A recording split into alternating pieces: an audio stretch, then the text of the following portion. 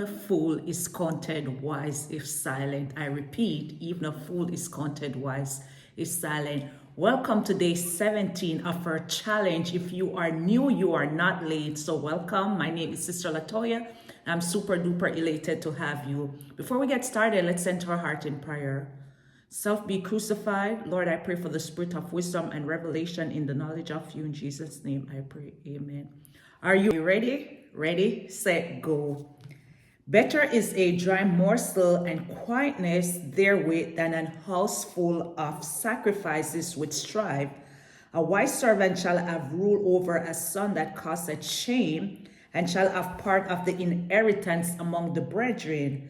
The fining pot is for silver, and the furnace for gold, but the Lord trieth the heart. There is nothing appealing about a dry morsel. Yet the blessing of quietness and peace is so great that it can make a dry morsel seem better than the alternative presented. And verse 2 highlights how diligence and godly character can lead to prominence transcending social status. In ancient Israel, inheritance was traditionally distributed among sons. So the concept that a capable servant might supersede a shameful son is a remarkable fact. Like metal needed intense heat for purification, our character is refined through divine testing. Just as silver or gold emerges purer from exposure to a crucible fire, so human hearts are shaped by trials under the watchful sovereignty of God preparing us for his purposes and molding us into vessel of holiness, into vessel of honor. A wicked doer giveth heed to false lip, and a liar giveth ears to a naughty tongue. Whoso mocketh the poor reproacheth his maker, and he that is glad at calamities shall not be unpunished. Children's children are the crown of an old man, and the glory of children are their fathers.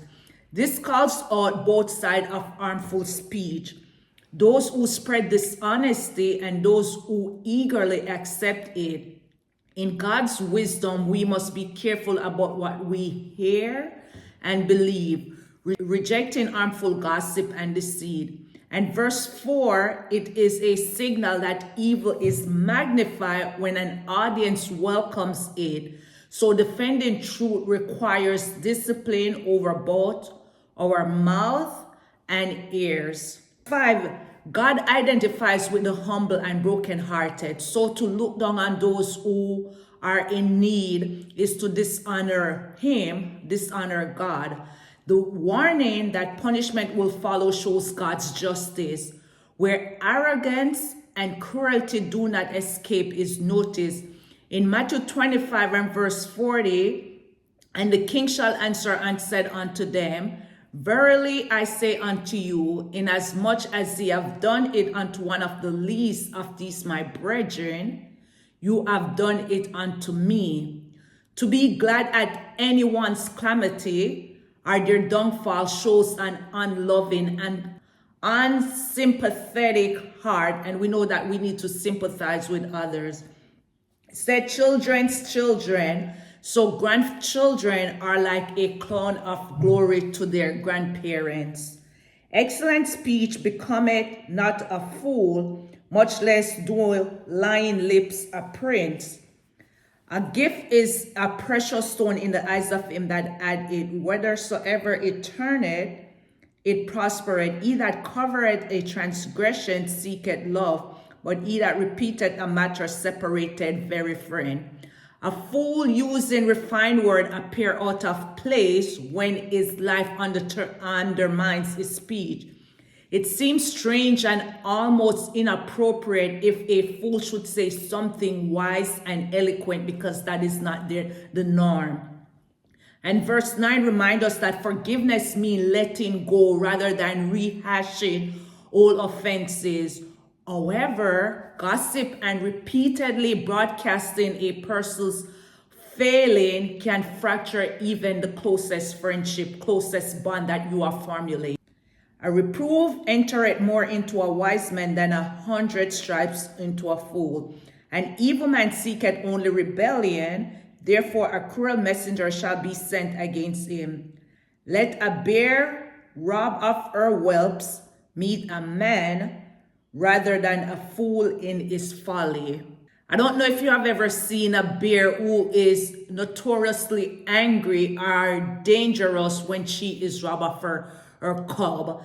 No sensible person in their right mind would want to meet a bear in that state, much less that condition of them being robbed of their offspring. So nevertheless, a foolish man in the midst of his foolishness, actions can be more dangerous than a mother bear who have lost her cub. So you see that in comparison, her cub, like the fool, is more dangerous than the mom who lost her cub. Whoso regarded evil for good, evil shall not depart from his house. The beginning of strife is as when one letteth out water, therefore leave off contention before it be meddled with. He that justifieth the wicked and he that condemneth the just, even they both are an abomination unto the Lord.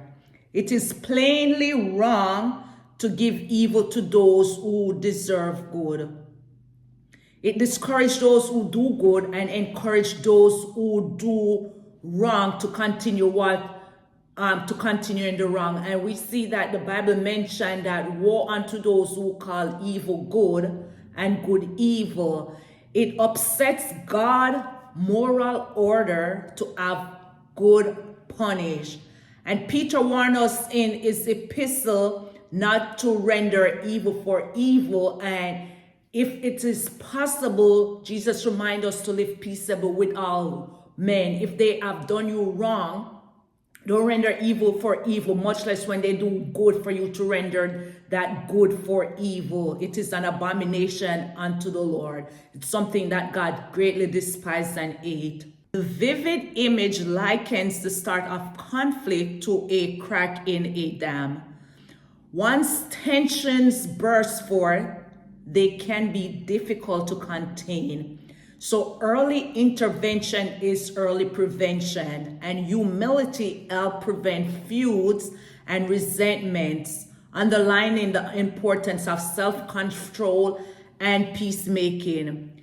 And verse 15 demonstrates God's intolerance of moral inversion, where guilt is praised and innocence is punished. So we need not to justify the wicked, because when you justify their wickedness, they're going to think, they're going to allude that it is right in the eyes to do. But we see that God said that is an abomination to him. Wherefore is there a price in the hand of a fool to get wisdom, seeing he had no heart to it? A friend loveth at all times, and a brother is born for adversary. A man void of understanding striketh hands and becometh surety in the presence of his friend. Cannot contain wisdom superficially.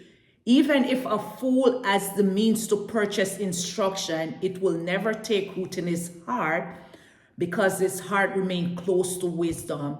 True wisdom, scripture declares, begin with reverence for God and an earnest desire to live according to his way, not your way, because it said there's a way that seem right unto a man, but the end thereof are the ways of death. We interrupt this broadcasting to bring you our wisdom nugget for the day, brought to you courtesy of our sponsor, King Solomon. And our wisdom nugget for the day comes to us from verse 17. A friend loveth at all times. Genuine friendship and brotherly devotion stand firm amidst life hardships. It's amazing how quickly some friendship fade the moment you disagree or don't meet the expectation they have created for you. But that's not God's kind of love. Real love stays. Real love forgives. Real love does walk away. And before we point our fingers, we should pause. 1, 2, 3. Pause. Examine our own heart. Are we loving others the way that God called us to love? Love bears all things. Love believe all things, hope all things, endure all things. 1 Corinthians 13, verse 7. And it said that whether that love, it remained the test of time. In the New Testament, Jesus was the perfect example. He modeled this thing about love to the T, because Jesus modeled ultimate friendship by laying down his life for us, which solidify the principle that love proves itself through sacrificial devotion. This highlights the folly of rash financial obligation. Hasty agreement can trap a person in burdensome debts or strained relationship.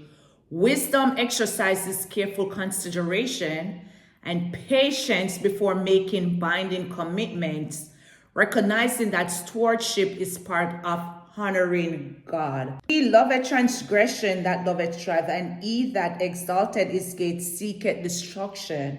He that had a froward heart findeth no good, and he that had a perverse tongue falleth into mischief. He that begetteth a fool doeth it to his sorrow, and the father of a fool had no joy. Those who find pleasure in wrongdoing invite constant conflict, indicating that sin unchecked often brings chaos. And distorted mindset erodes one's ability to recognize and pursue what is good. Likewise, impure or deceitful world can ensnare a person in trouble. It to his sorrow. A parent's sadness when a child abandons wisdom underscore the communal impact of folly. And this verse, it underscore our family relationship. It suffer when the younger generation embraces destructive path. Yet hope remains that through repentance, that God's redemptive power, which can break any cycle, can turn that child heart back to the parent. And we know that, as Solomon demonstrated, that a wise son bring joy to the parent, but a foolish son is the heaviness of his mother. And that was in Proverbs 10 and verse 1.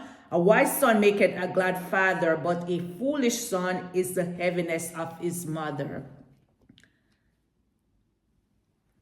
A merry heart doeth good like a medicine, but a broken spirit drieth the bones. A wicked man taketh a gift out of the bosom to pervert the way of judgment. Wisdom is before him that had understanding, but the eyes of a fool are in the ends of the earth.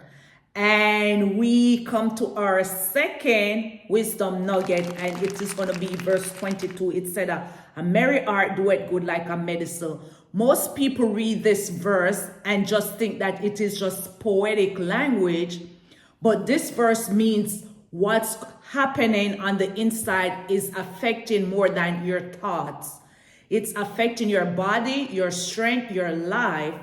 And you can look fine on the outside and still be completely depleted on the inside.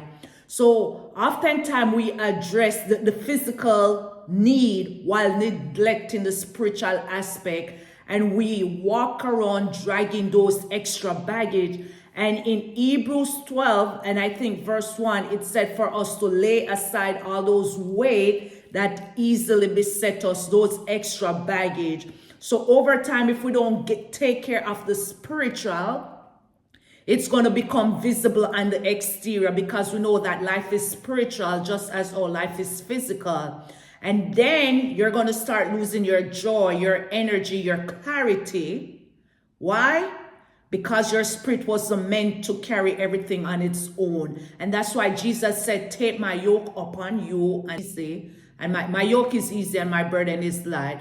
God didn't create us to live worn out, to live empty and weighed down. He created us to be in a relationship, a fellowship, with him. And when we are in a relationship with God, guess what? That strengthens and sustains us, because we can do all things through Christ who gives us strength. The son is a grief to his father, and bitterness to her that bear him. Also, to punish the just is not good, nor to strike princes for equity. He that had knowledge spared his words, and a man of understanding is of an excellent spirit. This verse restates the deep sorrow parents feel when children choose folly.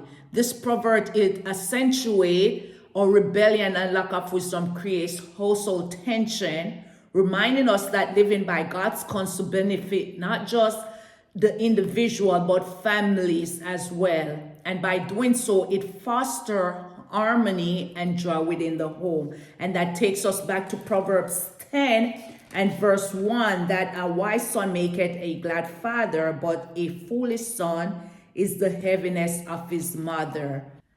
Wrongly punishing those who do right is a direct assault on justice.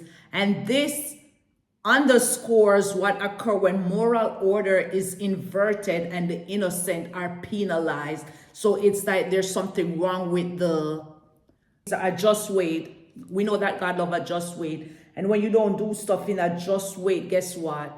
You are not upholding the right way. You're not upholding the law that God intended for you to do. Even a fool, when he holdeth his peace, is counted wise, and he that shutteth his lip is esteemed a man of understanding. This final verse implies that silence can at times mask foolishness, while ceaseless chatter usually reveals it. Not every thought must be spoken. That's why sometimes we need to just be quiet and just observe and listen instead of to be too talkative. And in conclusion, Proverbs 17 reminds us that true friendships stand the test of time. Love bears all, love covers all things, and love endure all things. And if this message encouraged you, get on board and join the daily challenge. It is not too late. And comment below, Lord, give me a merry heart. Bye.